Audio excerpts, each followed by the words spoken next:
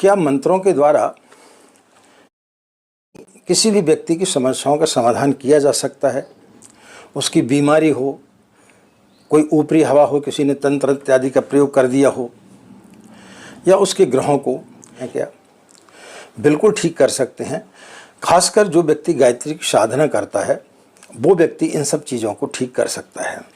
अपनी शक्तियों का वो किस प्रकार से उपयोग कर सकता है, इसके बारे में आज हम आपको जानकारी देंगे कि जो गायत्री का साधक है वो किस प्रकार से लोगों की समस्याओं का समाधान कर सकता है।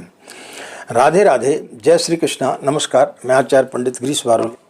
मित्रों, गायत्री की साधना जो भी व्यक्ति करता है वो लोगों की समस्याओं का समाधान कर सकता है। किस प्रकार से कर सकता है यह हम आपके लिए आज बताएंगे।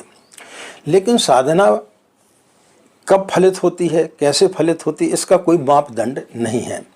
किसी को बड़े जल्दी फलित हो जाती है, किसी के लिए कई जन्म भी लग जाते हैं, किसी के लिए कई वर्षों लग जाते हैं, किसी के लिए बहुत सारे अनुष्ठान करना पड़ते हैं, इसके पश्चात गायत्री मंत्र फलित होता है। लेकिन फिर भी हमारे शास्त्रों में कुछ मापदंड दिया गया है कि यदि इतनी साधना किसी व्यक्ति ने की है तो फिर निश्चित रूप से उसकी साधना कहीं न कहीं परिपक्व जरूर हो जाती है और वह दूसरों के दुखों को जरूर दूर कर सकता है। तो पहले तो ये जाने कि कितनी साधना करने के बाद में व्यक्ति दूसरों के दुखों को दूर कर सकता है, और फिर उसके बाद हम बताएंगे कि दुखों को दूर करने के उपाय क्या है, उन्हें किस प्रकार से लोगों के दुखों को दूर करना चाहिए। जिस व्यक्ति ने लगातार 12 वर्षों तक 3 माला का जाप किया हो उसके अंदर यह शक्ति आ जाती है। जिस व्यक्ति ने गायत्री की ब्रह्म संख्या को 9 वर्षों तक लगातार किया हो उसके अंदर भी यह शक्ति आ जाती है। ब्रह्मचर्य धारण करके 5 वर्ष तक यदि कोई लगातार प्रतिदिन 1000 गायत्री मंत्र का जाप करता है तो उसके लिए मंत्र की सिद्धि प्राप्त हो जाती है। जिसने 24 लक्ष का एक पुरस्चरण किया हो गायत्री मंत्र का, जिसने 24 लक्ष का जाप किया हो, जिसने 1 वर्ष तक लगातार गायत्री का जाप किया हो, तो इस प्रकार का एक मापदंड है कि यदि इस प्रकार से किसी व्यक्ति ने गायत्री की साधना की है तो फिर उसके अंदर इस प्रकार की शक्तियाँ आ जाती हैं कि वो किसी के लिए जो है अपनी सिद्धियों का उपयोग उनके ऊपर कर सकता है। किन किन चीज़ों के लिए और किस प्रकार से कर सकता है। यदि कोई व्यक्ति बीमार है, उसके लिए दवाइयाँ नहीं लग रही हैं, या उसके ऊपर किसी व्यक्ति ने तंत्र इत्यादि का प्रयोग कर दिया है, तो ऐसी स्थिति में कोई गायत्री साधक जो है बाएं हाथ में गंगा जल ले थोड़ा सा, और उसमें अपनी 5 उंगलियां डुबा करके गायत्री मंत्र का 5 बार जाप करे और उस व्यक्ति के ऊपर थोड़ा सा छिड़काव कर दे और थोड़ा सा जल उसको पिला दे, तो निश्चित रूप से उसके रोग में उसको फायदा होगा। और यदि किसी प्रकार की कोई भी ऊपरी हवा होगी तो वह जो है ठीक हो जाएगी। तो इस विधि के द्वारा वो उसको ठीक कर सकता है। दूसरा प्रयोग है, जो आप अपने घर में नित्य गायत्री का हवन करते हैं उसकी जो है आपको भस्म जो है एकत्रित कर लेना चाहिए। उस भस्म को थोड़ा सा साधक जो अपने बाएं हाथ में रखे और दाहिने हाथ में उसको स्पर्श करके गायत्री मंत्र बोले तो उससे जो है वो अभिमंत्रित हो जाती है। और फिर उसके बाद दाहिने हाथ में इस प्रकार से लगा करके उस व्यक्ति के मस्तिष्क पर लगाए गायत्री मंत्र बोलते हुए, तो फिर उस व्यक्ति की ये सब चीज़ें समाप्त हो जाती हैं। रोग हो, किसी प्रकार की कोई भी पीड़ा हो तो वो उसकी समाप्त हो जाती है।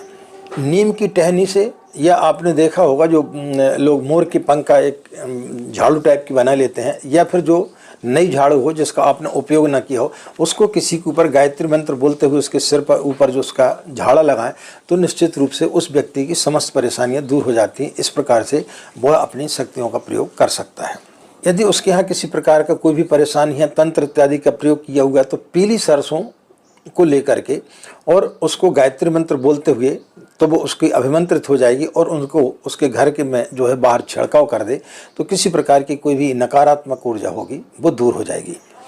यदि कोई व्यक्ति परेशान है, उसके जीवन में कई प्रकार की परेशानियां आ रही हैं, ऐसी स्थिति में जो भी गायत्री साधक होता है वो क्या काम कर सकता है कि भोजपत्र ले और भोजपत्र में गायत्री मंत्र लिख करके, गायत्री मंत्र किससे लिखना है, उसको केसर की उसको स्याही बना लेना चाहिए और अनार की लकड़ी से उसमें गायत्री मंत्र लिखे और उसके एक चांदी के तावीज में रख करके गायत्री मंत्र बोलते हुए उस व्यक्ति को यदि धारण करा देता है तो उसके व्यक्ति में के जीवन में जो भी परेशानी होंगी उससे उसको मुक्ति मिलेगी।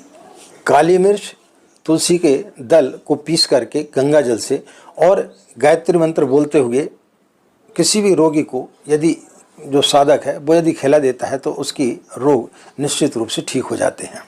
यदि किसी व्यक्ति को दवाइयाँ नहीं लग रही हैं तो जो व्यक्ति गायत्री का साधक है वो गायत्री मंत्र बोलते हुए उस व्यक्ति को यदि औषधि खिलाता है तो निश्चित रूप से उसको वो दवाइयाँ लगना प्रारंभ हो जाएंगी और उसके स्वास्थ्य में सुधार होगा।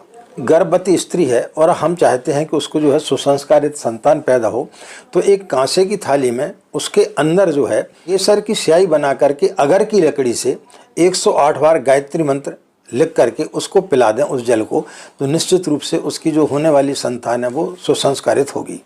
रविवार के दिन मध्याह्न काल में सूर्य के समक्ष खड़े होकर के जो व्यक्ति 5 माला गायत्री मंत्र का जाप करता उसके ऊपर किसी प्रकार का कोई भी दुष्प्रभाव नहीं होता है। कोई भी व्यक्ति यदि उसका कुछ बुरा करना चाहता है तो शत्रुओं से उसको मुक्ति मिलती है, कोर्ट कचहरी से उसको लाभ मिलता है। जिस व्यक्ति को नींद नहीं आती है वो गायत्री मंत्र का मानसिक जाप करते हुए यदि सोता है तो उसको गहरी नींद आती है और किसी प्रकार का कोई भी उसको उल्टे सीधे स्वप्न नहीं आते हैं। जिस व्यक्ति का व्यापार नहीं चल रहा हो उसको सिंदूर में थोड़ा सा घी मिला करके और उसकी तिजोरी में जो है गायत्री लिख दें।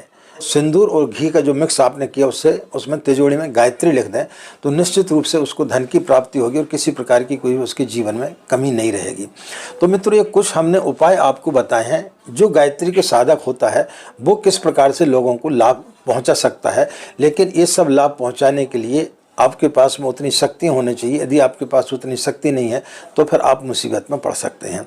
इसका प्रयोग अपने गुरु से पूछ कर ही करना चाहिए, ऐसे किसी के ऊपर भी प्रयोग नहीं करना चाहिए, क्योंकि आपके पास कितनी शक्ति है कितनी नहीं है, आपको ये काम करना चाहिए नहीं करना चाहिए, ये गुरु के आज्ञा के आधार पर आपको करना चाहिए।